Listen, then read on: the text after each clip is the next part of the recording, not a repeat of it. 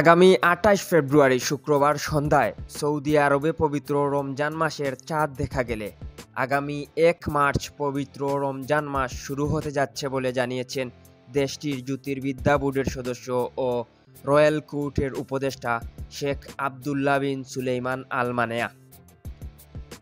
তিনি জানান, এবছরের রমজান মাস ২৯ দিনের হবে। সে হিসেবে রমজানের শেষ দিন হবে আগামী ২৯শে মার্চ এবং পবিত্র ঈদুল ফিতর পালিত হবে ৩০ মার্চ। তবে সুপ্রিম কোর্ট রমজানের চাঁদ দেখা যাওয়ার বিষয়টি ঘোষণা দেবেন। এদিকে বাংলাদেশ সহ দক্ষিণ এশিয়ার বেশিরভাগ দেশে রমজান মাস শুরু হয় সাধারণত মধ্যপ্রাচ্যের দেশগুলোর একদিন পর। সেই হিসেবে এবছর ২ মার্চ রোববার প্রথম রোজা পালন করবেন বাংলাদেশের মুসল্লিরা। ইতিমধ্যে বাংলাদেশে ২ মার্চ পবিত্র রমজান মাস শুরুর সময় ধরে সেহরি ও ইফতারের সময়সূচি প্রকাশ করেছে ইসলামী ফাউন্ডেশন।